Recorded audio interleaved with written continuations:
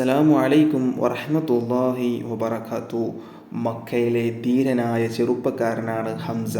അബ്ദുൽ മുത്തലിബിൻ്റെ മകൻ, അബൂ ത്വാലിബിൻ്റെയും അബ്ദുള്ളയുടെയും സഹോദരൻ. ഇടയ്ക്കിടെ നായാട്ടിനു പോകും. ധീരനായ യോദ്ധാവും നായാട്ടുകാരനും. ഒരു ദിവസം നായാട്ടിനു പോയി വൈകുന്നേരം മടങ്ങി വരികയാണ്. വഴിയിൽ വെച്ച് ഒരു പരിചാരികയെ കണ്ടു. അവരുടെ മുഖം ദുഃഖം കൊണ്ട് വാടിയിരുന്നു. ഹംസ അവരുടെ മുഖത്തേക്ക് നോക്കി. എന്തു പറ്റി എന്നർത്ഥത്തിൽ. പരിചാരിക ദുഃഖം കലർന്ന സ്വരത്തിൽ പറഞ്ഞു, താങ്കൾ ധീരനാണ്, യോദ്ധനാവാണ്, എന്നിട്ടെന്തു കാര്യം? എന്താ കാര്യം? ഹംസ ചോദിച്ചു. താങ്കളുടെ സഹോദരപുത്രനില്ലേ മുഹമ്മദ്, അബൂജഹൽ ഇന്ന് എന്തൊക്കെയാണ് ചെയ്തു കൂട്ടിയത്? ഹംസ ഒന്ന് ഞെട്ടി. മക്കയിലെ സംഭവങ്ങളൊക്കെ ശ്രദ്ധിക്കാറുണ്ട്, സഹോദരപുത്രൻ്റെ വാക്കുകൾ കേട്ടിട്ടുണ്ട്. അതൊക്കെ ശരിയല്ലേ എന്ന് തോന്നിയിട്ടുമുണ്ട്, പക്ഷേ അതിൽ ചേർന്നിട്ടില്ല. അബൂജഹൽ എന്തു ചെയ്തു? വല്ലാതെ ചീത്ത പറഞ്ഞു, ആക്ഷേപിച്ചു, പിന്നെ തലയിൽ മണ്ണ് വാരിയിട്ടു.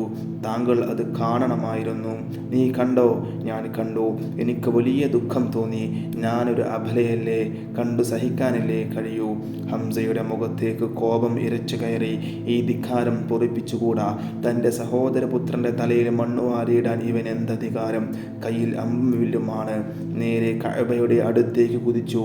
പ്രഭുക്കന്മാർ പലരും ഇരിക്കുന്നു. അബുൽ ഹക്കം ഇടിവെട്ടുമ്പോൾ ഒരു വിളി, നീ എൻ്റെ സഹോദരപുത്രനെ ആക്രമിച്ചുവല്ലേ? വില്ലുകൊണ്ട് തന്നെ കിട്ടിയൊരടി. അബുൽ ഹക്കം, നീ എന്തിന് എൻ്റെ സഹോദരപുത്രനെ ആക്രമിച്ചു? ഏകനായ അള്ളാഹുവിലേക്ക് ജനങ്ങളെ ക്ഷണിച്ചതിനാണോ? മുഹമ്മദ് അള്ളാഹുവിൻ്റെ റസൂലാണെന്ന് പ്രഖ്യാപിച്ചതിനാണോ? എന്തൊരു തെറ്റിനാണ് നീ മുഹമ്മദിനെ ആക്രമിച്ചത്? അബുൽ ഹക്കം, എന്നാൽ ഇതാ കേട്ടോളൂ, അള്ളാഹു അല്ലാതെ മറ്റൊരു ഇലാഹിൽ നിന്നും അവന് യാതൊരു പങ്കുകാരുമില്ലെന്നും മുഹമ്മദ് അവൻ്റെ റസൂലാണെന്നും ഞാനിതാ സാക്ഷ്യം വഹിക്കുന്നു. ഖുറൈശി പ്രമുഖന്മാർ ഞെട്ടിപ്പോയി. എന്തൊരു പ്രഖ്യാപനം!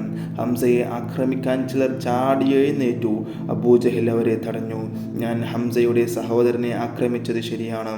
അതിലുള്ള രോഷം കൊണ്ടാണ് എന്നെ അടിച്ചത്. സാരമില്ല, ഹംസയുടെ കോപം ഒന്നടങ്ങട്ടെ. ഹംസയെ ആക്രമിhulഅതൊരു ആഭ്യന്തര കലഹമായി മാറുമെന്ന് അബൂജഹലിനറിയാം. അങ്ങനെ സംഭവിച്ചാൽ അത് മുഹമ്മദിന് സഹായകമാകും. അതൊഴിവാക്കണം. ഹംസ നേരെ പ്രവാചകൻ സ്വല്ലല്ലാഹു അലൈഹി വസല്ലമ തങ്ങളുടെ സമീപത്തെത്തി. താൻ ഇസ്ലാം മതം സ്വീകരിച്ച കാര്യം അറിയിച്ചു. ദാറുൽ അർഖമിൽ സന്തോഷം.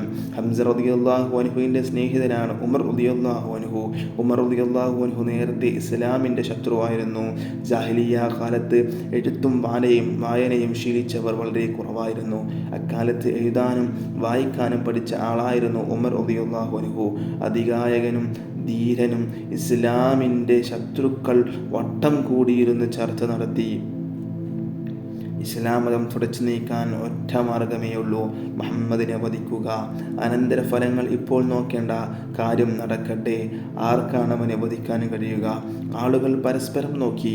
ആരും മുന്നോട്ട് വന്നില്ല. കരുത്തനായ ഉമറിന് സഹിക്കാനായില്ല. ചാടി എഴുന്നേറ്റു വിളിച്ചു പറഞ്ഞു, ഞാൻ മുഹമ്മദിനെ വധിക്കും. ഊരിയ വാളുമായി ഉടനെ പുറപ്പെട്ടു. വഴിയിൽ വെച്ച് സ്നേഹിതനെ കണ്ടുമുട്ടി. നഈം ബിൻ അബ്ദുള്ള. ഉമർ, താങ്കൾ എങ്ങോട്ടാണ്? നഈം ചോദിച്ചു. പുതിയ മതവുമായി വന്ന മുഹമ്മദിനെ വധിക്കാൻ പോവുകയാണ്. ധീരമായ മറുപടി. മുഹമ്മദിനെ വധിക്കുന്നതിന് മുമ്പ് ഒരു കാര്യം ചെയ്യണം. നഈം പറഞ്ഞു. അതെന്താ പറയൂ ഉമർ. താങ്കളുടെ കുടുംബത്തെ ശരിയാക്കണം. കുടുംബത്തിൽ എന്താണ് കുഴപ്പം? താങ്കളുടെ സഹോദരി ഫാത്തിമയും ഭർത്താവ് സഈദും മുഹമ്മദിൻ്റെ മതം വിശ്വസിക്കുന്നു.